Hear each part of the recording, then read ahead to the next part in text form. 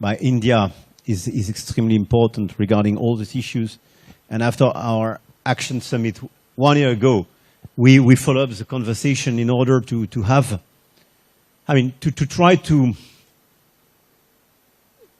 make sure that our countries benefit from the innovation, but to make sure as well that this innovation will be at the service of our common goods and our humanity.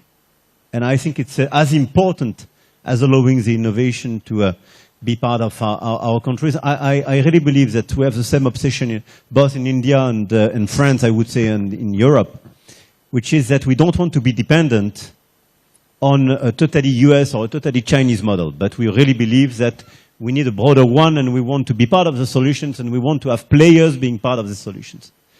So you perfectly described what is at stake.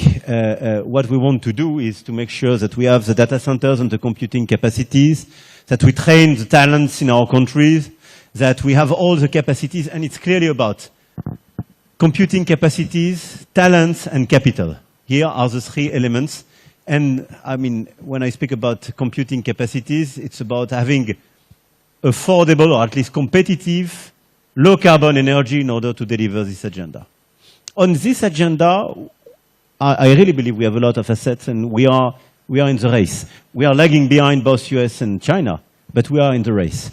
Now the question is, on the downstream side, how to accelerate adoption. And you mentioned it, both of you. And adoption is critical. Why? Because it's how to make sure, sector by sector, with the right ethical approach, AI will be adopted and transform your productivity, will allow you to discover new disease, to completely change your energy model, to be much more productive. And this is one of the only way, clearly, to see the consequences of AI in the statistics, and to avoid a well-known paradox where AI can be seen as a wonderful innovation, but without a lot of impact. So adoption is absolutely critical.